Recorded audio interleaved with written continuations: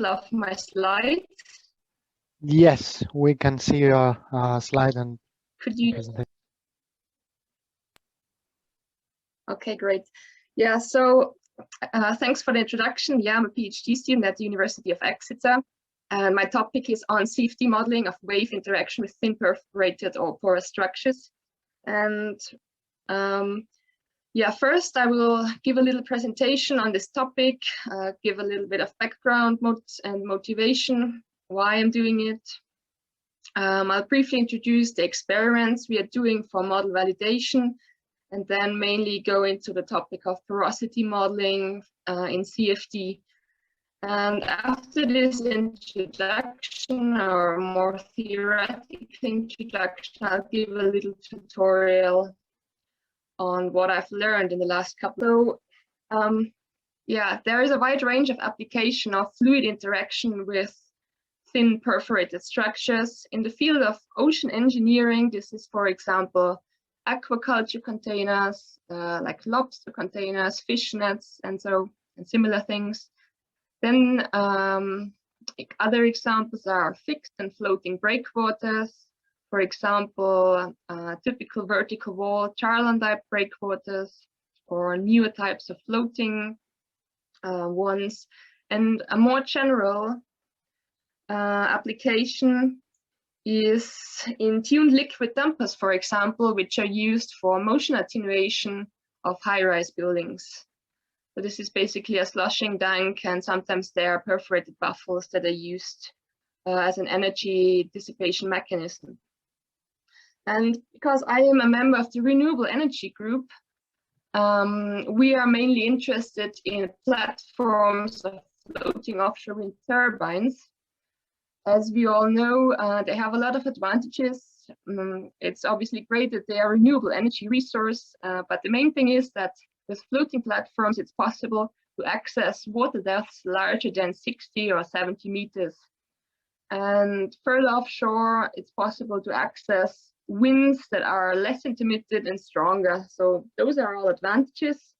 But this, because it's a very complex coupled system, a floating offshore wind platform where the structure interacts with the moorings, the waves, the wind, current. One key engineering challenge is the platform stability. And I have been part of a project which is a UK and China collaboration, where we are looking into the idea of applying an outer perforated shroud on platforms and to use the energy dissipation mechanism to reduce the loads on the structure and the mooring lines, as well as use it mainly for motion damping. So that's the main interest, and my CFD modeling focuses on this application mainly.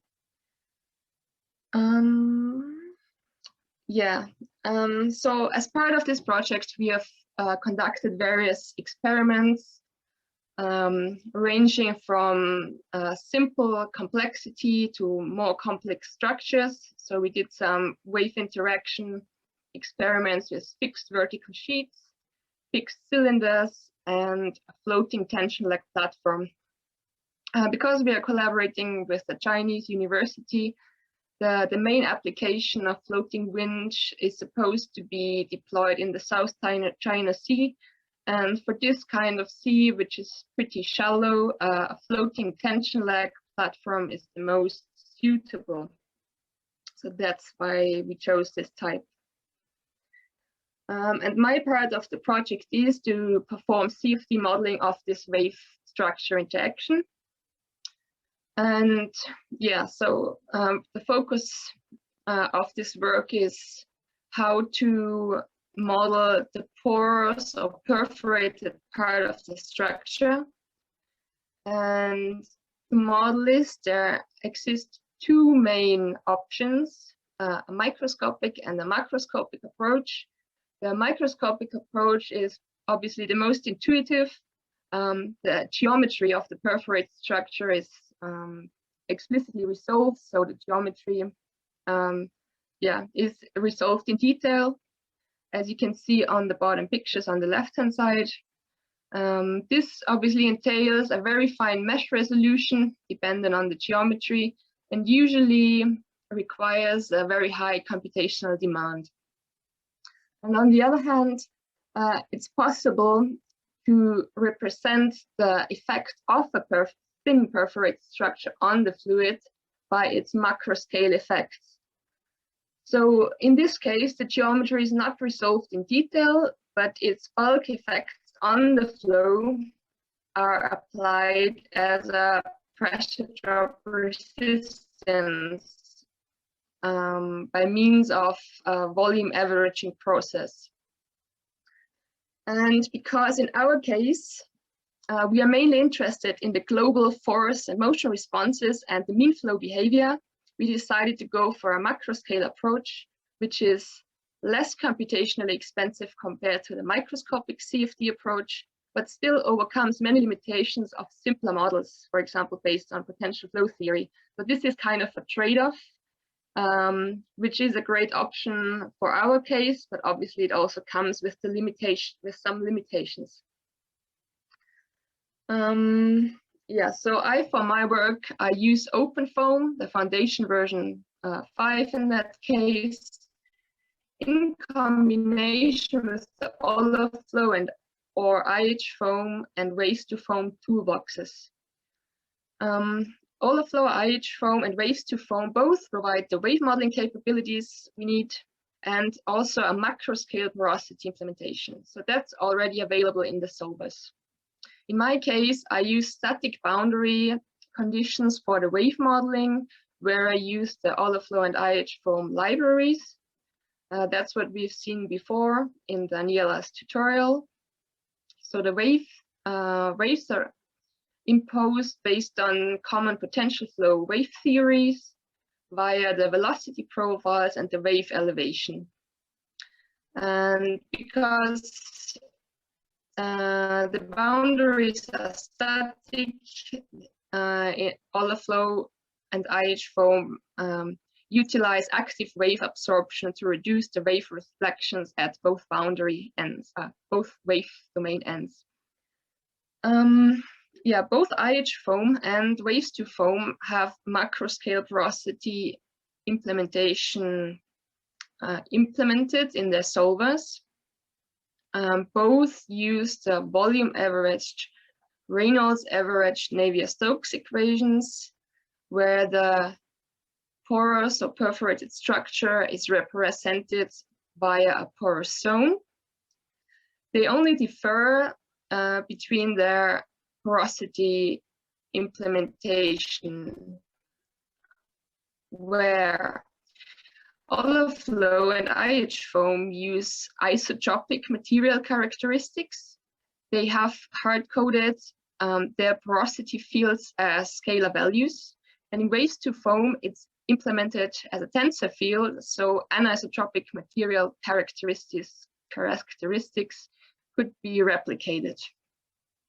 Then there is a third option where the standard OpenFOAM interfoam solver, for example, could be used, which is a porous buffer, which is basically an internal cyclic boundary condition that imposes a pressure drop along the cell faces.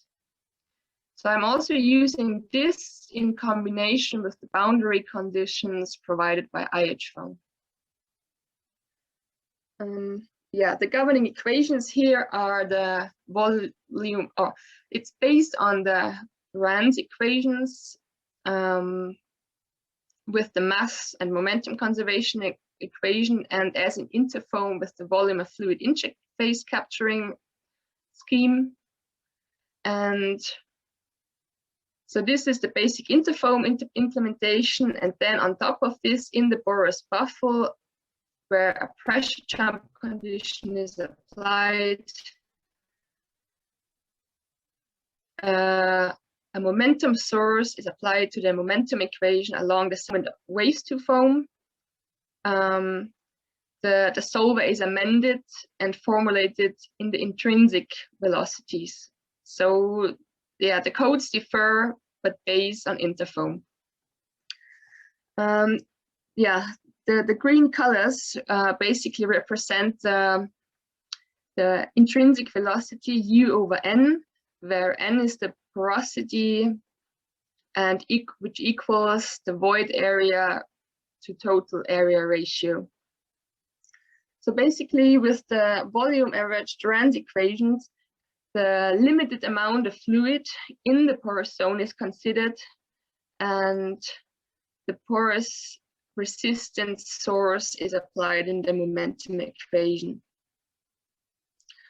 So in the specific case of flow across a thin perforated barrier, so this kind of flow is characterized by a lot of turbulence, because across the perforations the flow separates and turbulent eddies result. So this is a high Reynolds number regime very close to the barrier, but further away the flow is also quickly homogenized away from the barrier.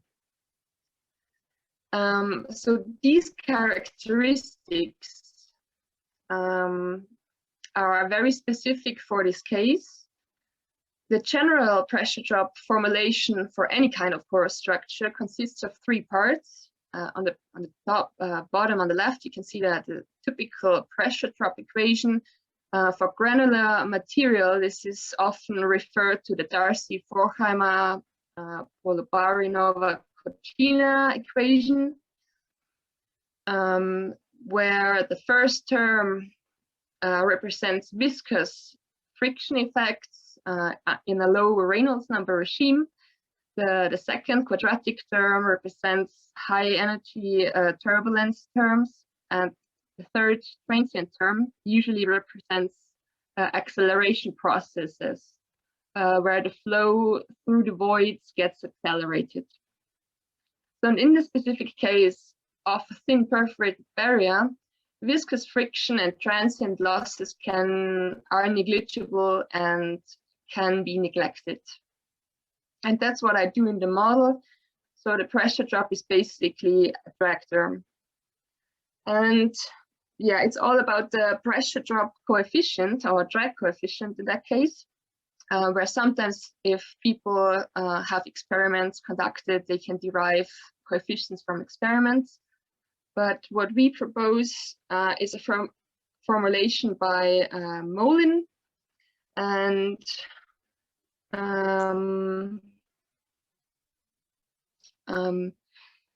he proposes to have a drag coefficient as a function of porosity, as you can see on the at the second equation on the right hand side. In particular, for oscillatory fluid flow, which as in waves, this coefficient, the purple one, the discharge coefficient, is usually dependent of the Kc, the Keulegen-Carpenter number. And usually this coefficient ranges between 0.4 to 0.5.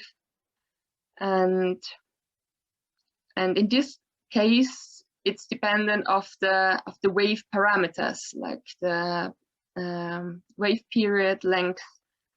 But Tate and Hamlin have figured out that if the Kc number is high enough, it can be assumed constant. So as a consequence, this drag coefficient is assumed as a constant value dependent on porosity in my simulations. So it's not influenced by any wave parameters. So that's the crucial thing here. So I have set up a 2D wave flume with a perforated sheet and a 3-dimensional wave flume with a perforated cylinder, all accordingly to the experiments I've presented you before. And here are some nice pictures of it. The sketch of the numerical wave tank. On the top, you can see the wave interaction with the vertical porous sheet. And on the right-hand side, you can see some mesh sections of the 3-dimensional model with the cylinder. Yeah, I hope the video, you can see the video. Sometimes it doesn't work. So that's one of the simulations I have performed. just to see the video. And so I have basically validated this proposed pressure drop formulation for the drag coefficient for a range of wave conditions with various wave frequencies and steepnesses and porosities. And the results between the experiments and also potential flow code and the CFD code match pretty well. On this slide, you can see two force traces of the horizontal force on the polar sheet, just as an example. Yeah, and you can see that the experimental and CFD time traces match pretty well. The same for the force on the cylinder, just as an example, two time series of the force on the cylinder. So this pressure drop formulation really gives good results for all conditions investigated. Also, the mean flow behavior very close to the cylinder agrees really well between the experiments and the CFD.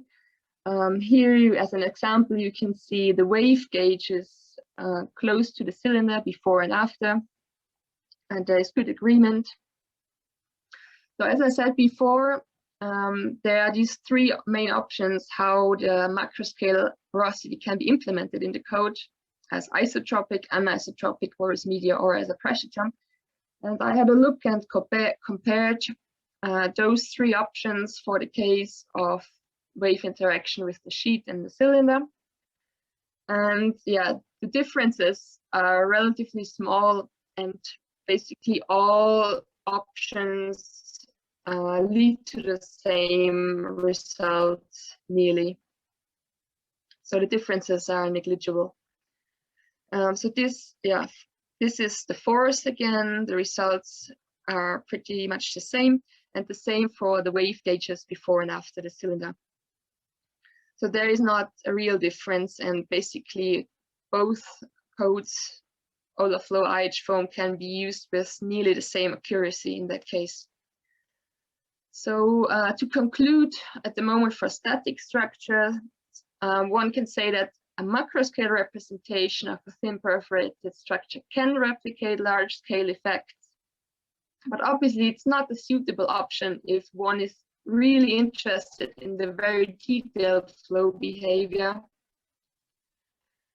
Yeah, and this quadratic pressure drop formulation as a constant drag and function of porosity gives good results for regular wave conditions. And yeah, the results between the various porosity implementations are relatively small. And in this case, I've not used any turbulence models, and I've used the full Navier-Stokes equations, and the results indicate that that's sufficiently accurate when large-scale turbulence is not expected, like vortex shedding. So in our case, we are not interested in that, so that's really good results for us.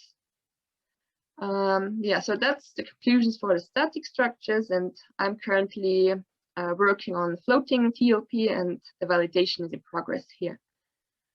So yeah, that's the theoretic part. I don't know if you want to ask some questions now, otherwise I will switch to the tutorial.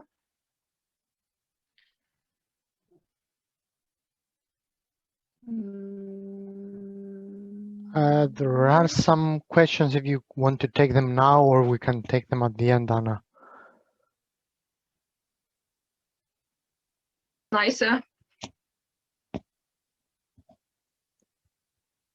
Can you hear me? Yeah. Yeah.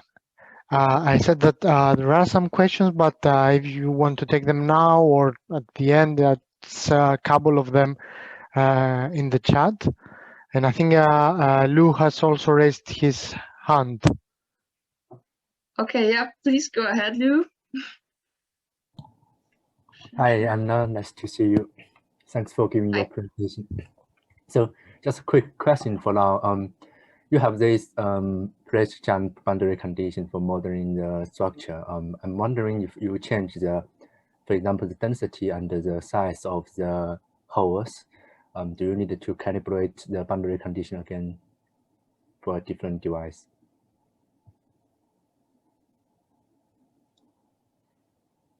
The boundary condition? For example, if the device have many holes on it, so the size and the density of the holes can vary.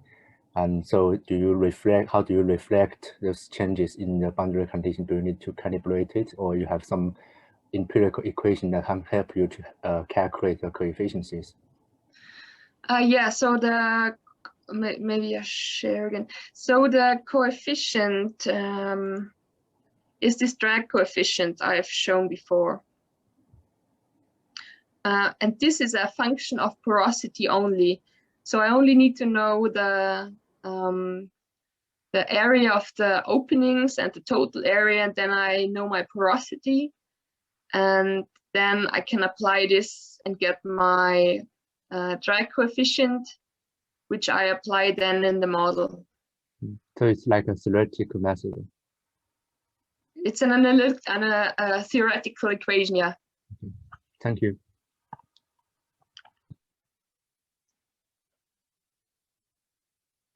No worries.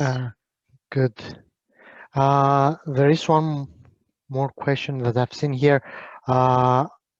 It says about in wave modeling using OpenFOAM, have you experienced any unrealistic damping of waves when turbulence is included?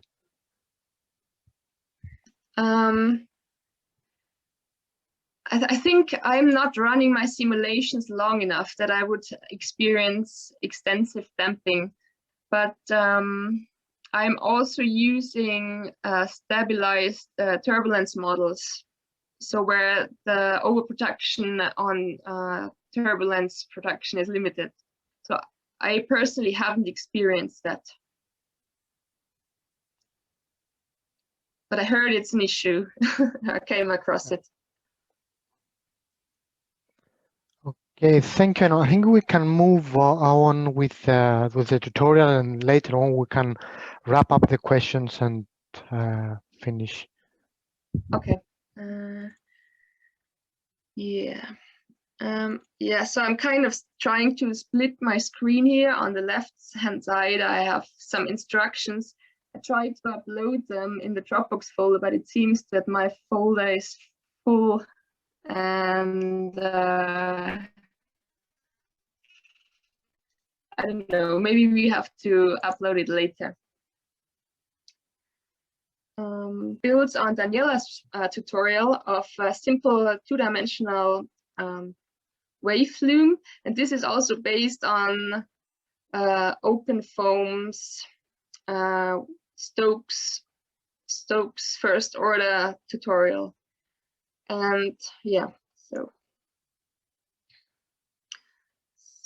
yeah, this part basically consists of 8 steps. Because IHform, so I'm using IHform's porosity solver here, and that's not already included in the standard version, so we need to download the solver from IH Cantabria's website. Thank you for that, guys.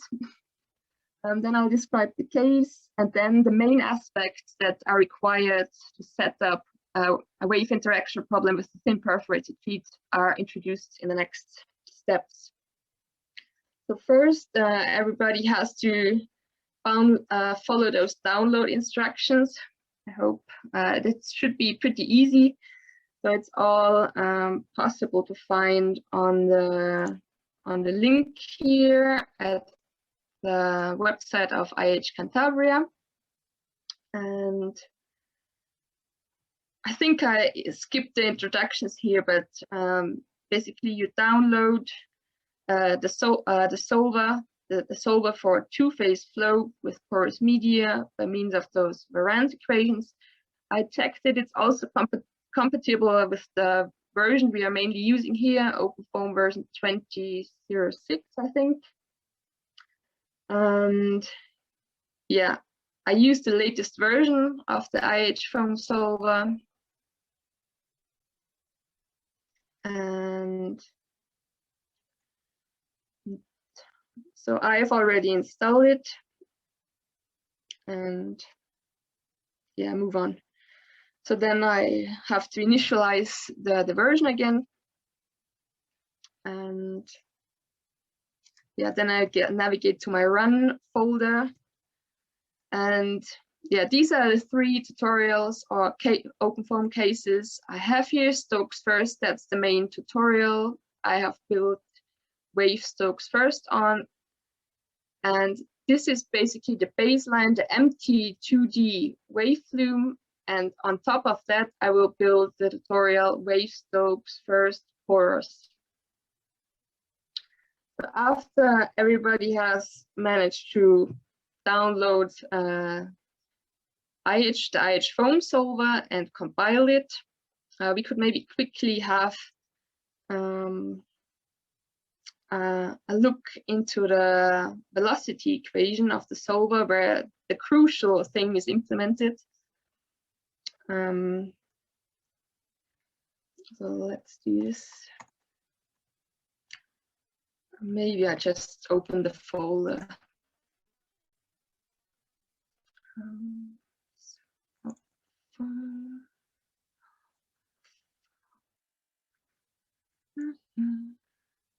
So I've saved it here in applications, IHform, and I've extracted the latest version and compiled it.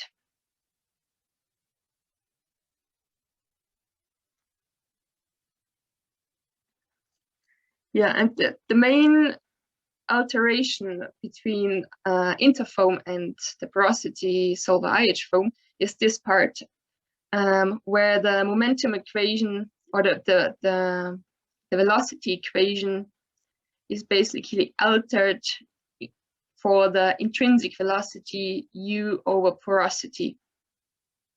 So if you have free time, you can compare this section of InterFOAM with IHform.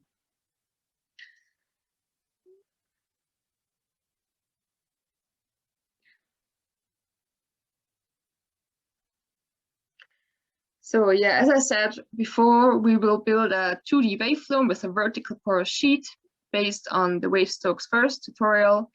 I have shortened the domain and also the time step, so it runs very quickly. So the flume is 5 meters long, and the domain has a height of 75 centimeters, and the water depth is 60 centimeters. And the vertical sheet is at a position at the center, at a position of 2.5 meter, and has a thickness of 2 centimeters. The porosity of the sheet is 30%, and because in IHform it's coded for granular material, we have to translate the formulations from the formulations for a porous sheet to the formulation of granular material. So in IHform, it's coded for the Engelund and Van Gent formulation for the pressure drop coefficients. And when I translate that to a pressure drop for a porous barrier, for a thin porous barrier, this gives a quadratic drag and porosity coefficient beta of 1.7647. So that's what we are going to enter in the model here. Yeah, so I assume you also have the link to download the tutorial case. Should work here, I think. I hope it works. So yeah, you can also download that and locate that folder, wave stokes porous, in your run folder.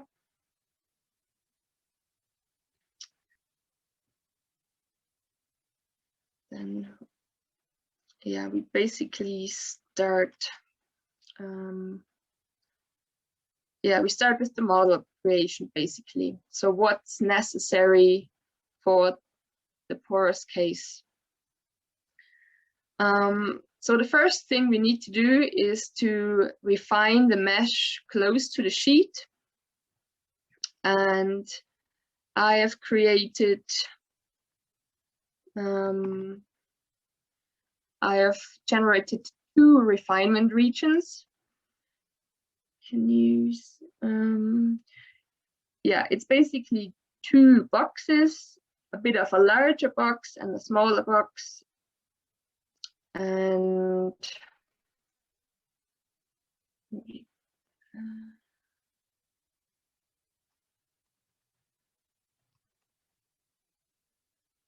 so here's the case folder, and to create those 2 boxes with refinement, we have to add dictionaries to the system folder.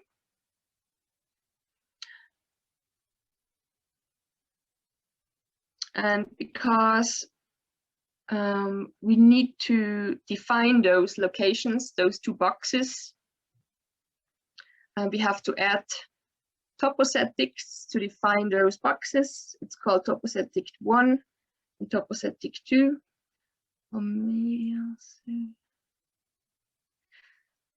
Yeah, I also opened the Allaround file where the whole procedure of the tutorial is outlined. Okay.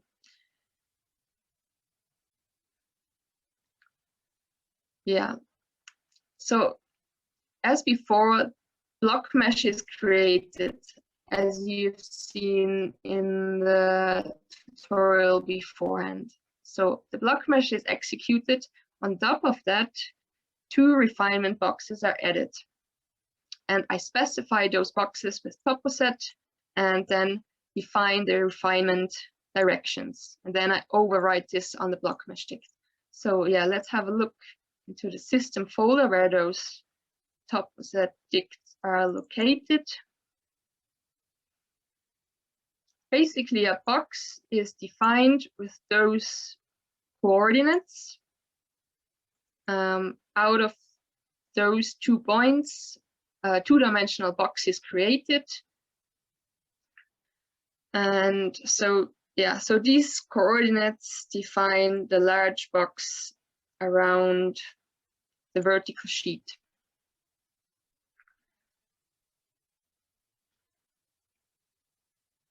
So then this region is defined, and then in the refinement dict, I tell it that it uses this defined box 1 and applies in this direction, the defined direction in X direction, a refinement. And with refined mesh, the cells get always split in half.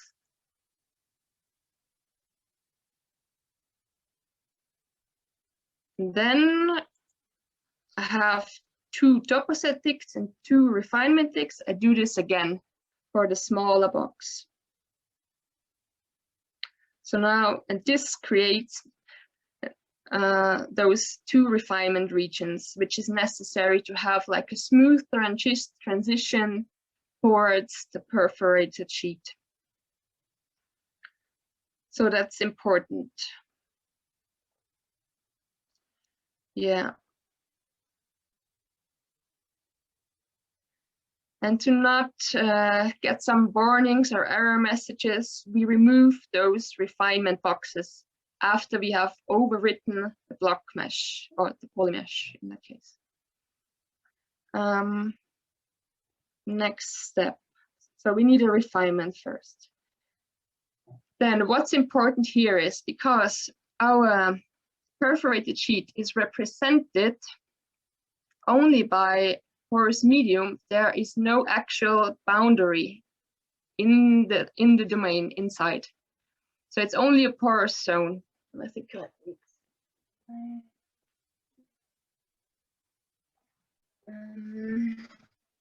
there's only a porous zone, but no actual boundary. So in theory, everybody would use a solid boundary to calculate the forces on. But in that case, that's not available yet because it's only a porous zone. So we need to add internal patches to be able to calculate the forces on this porous structure. Yeah, so we need to add face sets at the front and at the back side of the sheet. And we also define that again with our Postprocessing. So we have a plate front and a plate back. And let's open the Postprocessing on the front. So we need to be very on point with defining this box to use. So I'm using a box source here, and this needs to be very exact. So I know the sheet has a dimension that goes from an x directions 2.5, 2.52. And the front, so I need to know the cell dimensions and need to be very exact to define this front side of the sheet. Plate back. So now I have created those two sets, face sets, but because they need to be oriented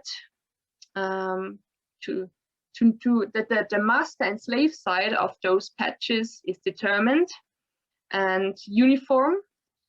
We also need to define some slave cells. And for that, I use a cell set because this needs to be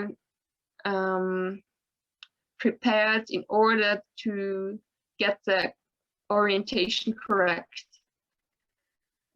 So in my case, so you could use other porous cells, other cell sets, but I'm using the volumetric area of the porous sheet as slave cell set. So I define these porous cells, or this cell set, as porous cells. So it ranges from an x direction 2.50 to 2.52. So this cell set basically is equal to the porous sheet in the center of the domain. So I define that, and this generates me a cell set.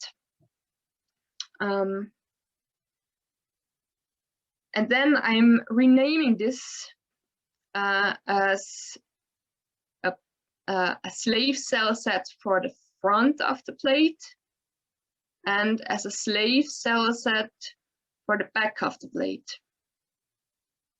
So this is a requirement for the next application, sets to zones. So if we have a look.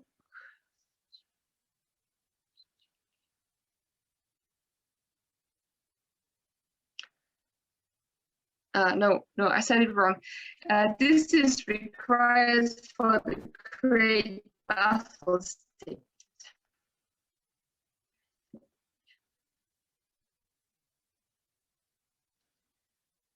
Oh, now I'm confused. So a requirement for sets to zones, because with this command, the application knows to take the slave cells correctly as I renamed them. Okay, so we add those commands to the Allaround file. So these are these parts. Then we run sets to zones.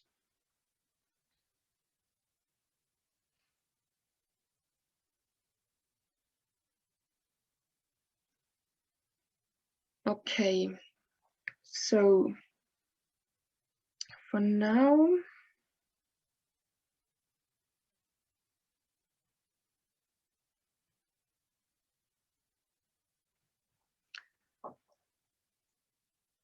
okay, so if I let this case run,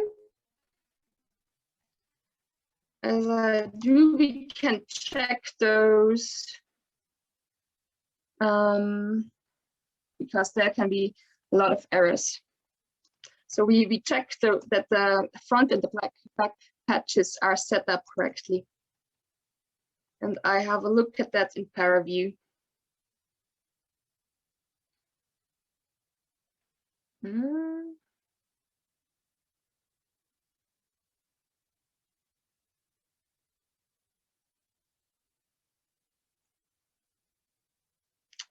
Slow.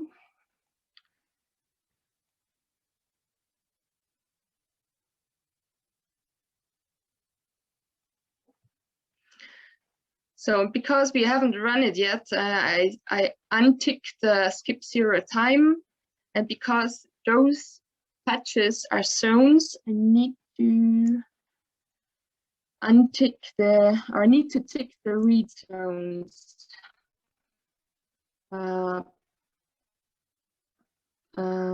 Box here.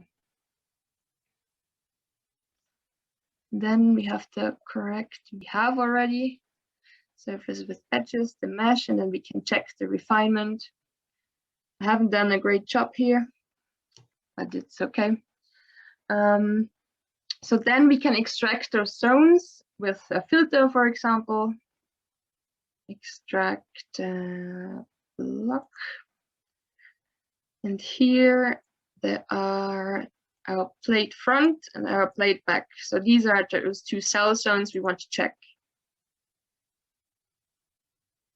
And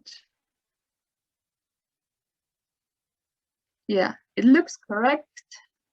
They are along the whole domain, and it looks as if all cells are there. So that's a crucial step. Good. So we've checked that. So then we need to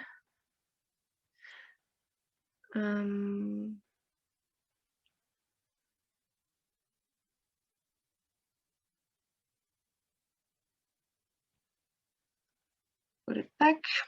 So then we need to set our porosity dictionary and give the specifications about the porosity in the simulation. So,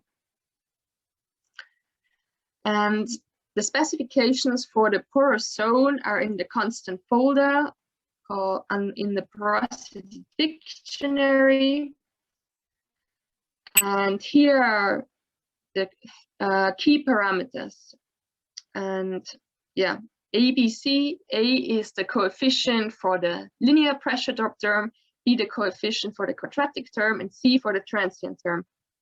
And because this is coded for granular material, yeah, that's the what is it called? Yeah, it's a diameter of 50% of the granular material and the porosity value. And yeah, so the diameter has no meaning for us. So we just needed the right translation. So we set it to 1 for all materials. Basically, the vertical columns specify the areas. So the first column is basically the non-porous zone, the clear fluid flow region, where porosity is obviously 1, there is no porous structure. The coefficients are all 0, and D50 is set to 1. And the second column defines the porous structure. In our case, we set A and C to 0, and we have specified beta here with 1.7647. So we need to specify our drag and porosity coefficient respectively here for the porous zone. And we also need to enter our porosity value, which is 30%. So we need to specify that in this porosity dictionary. And we also need to include a porosity field because that's not there yet in an empty wave flume. So we also have a porosity index field. And this index is linked to the porosity dictionary. Let's close this. So as I said, I should have said that before, the porosity dictionary, that's the indexes. So that's 1 or 0 and 1, I think. Okay, so porosity index. Yeah, so the first, so we also add the same boundary conditions for this porosity scalar, all scalar fields. So that's the index. So we need to specify this and set the boundary conditions accordingly to all our other fields. Then we need to set the porosity fields similar as we set the alpha field, the water field.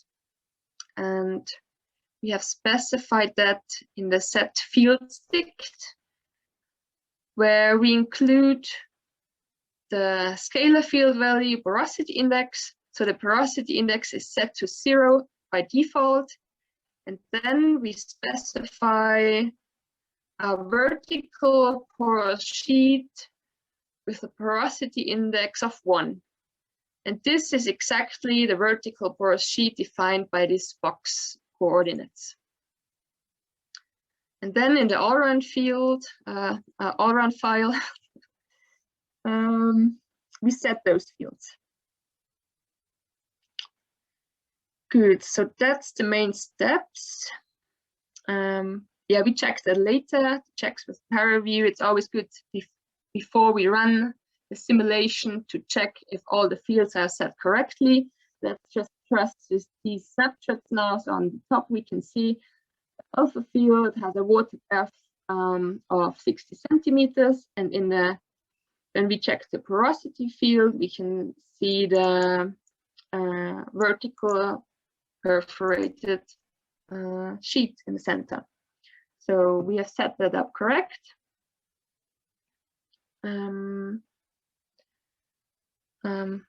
Yeah, there is this final step where we need to transform the phase zones to baffles to be able to evaluate the forces on it eventually.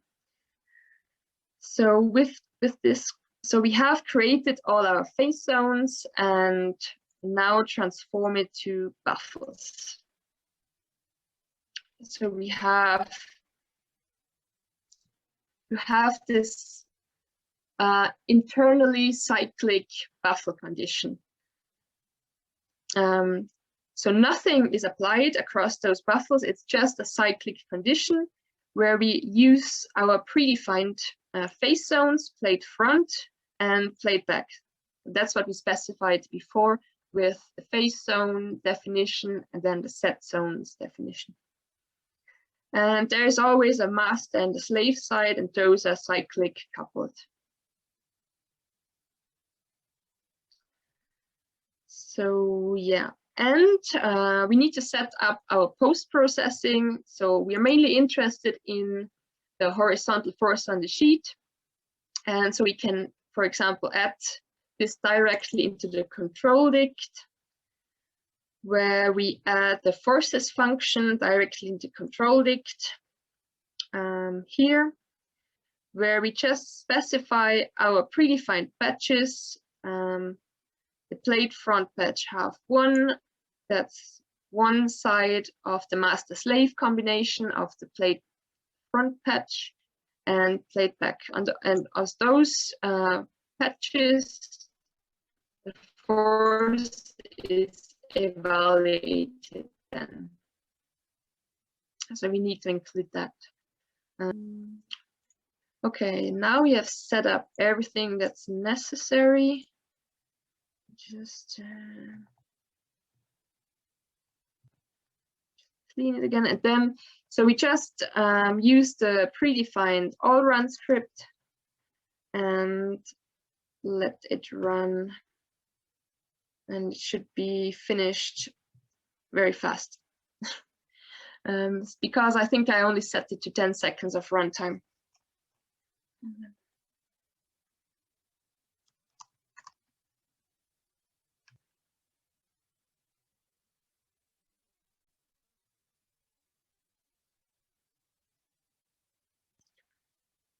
Yeah, so once this is finished,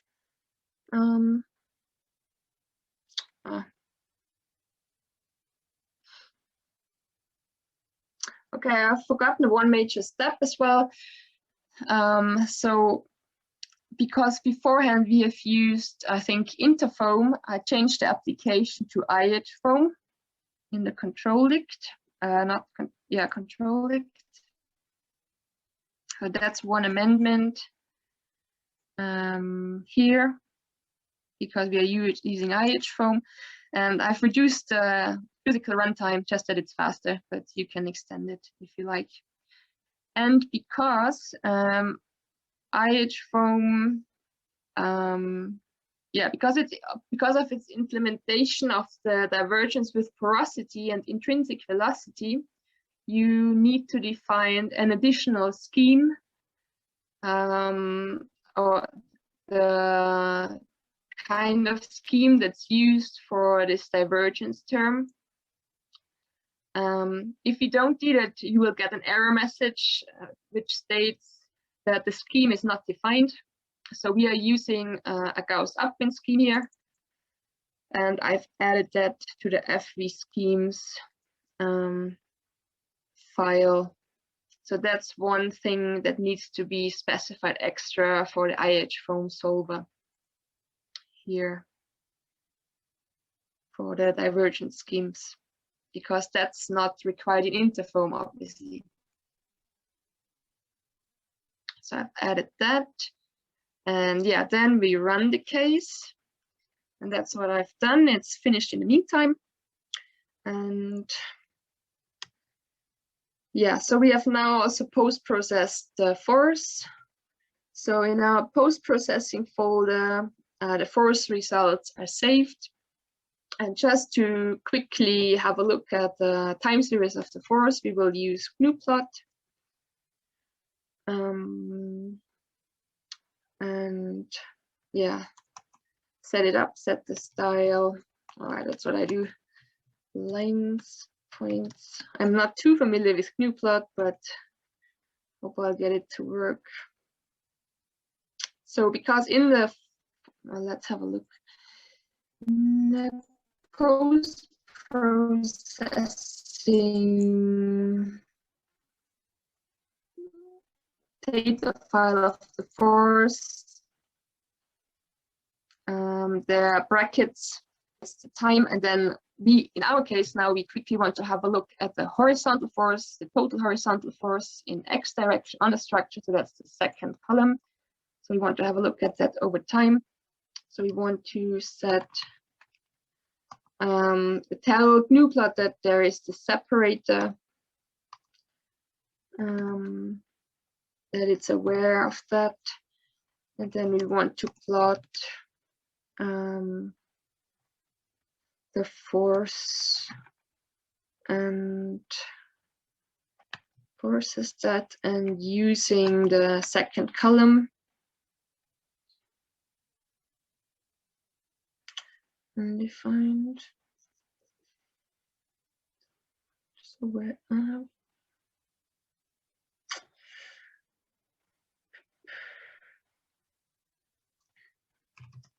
I'm not sure why it's not working. Post-processing, is there a typo?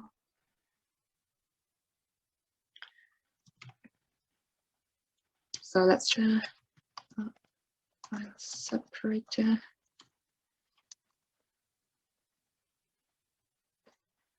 Plot post-processing. Process 0 again. Process data. I think I forgot the, I don't know how it's called in English. Geese feet, I would say in German.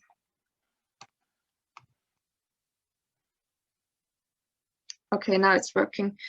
Okay. Yeah. Okay, so now we ran the simulations until 10 seconds, and that's the horizontal force over time on our vertical porous sheet. And here you can see, because it's a quadratic pressure drop term, the quadratic shape of the force. And yeah, we can obviously also have a look at the simulation in ParaView maybe.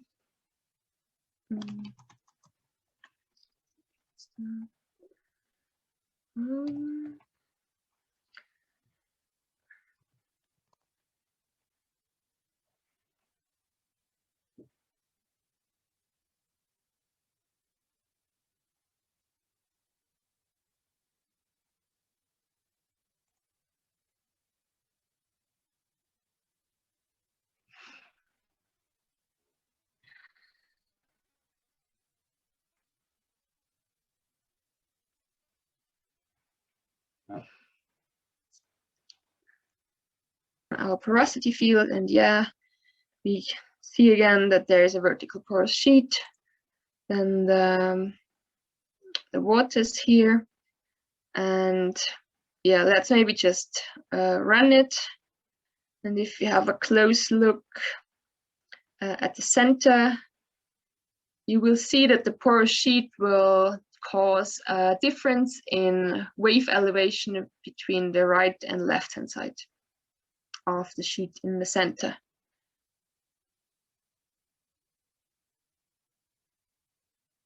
So let's get a bit closer. Yeah, so here, because the mesh is very coarse, you cannot see it too clearly. But yeah, I think it's indicating that there is a difference between the free surface level again. And yeah, if you play around with ParaView, you can obviously make it look a lot nicer as well. Yeah, I think that's it. Thanks for your attention.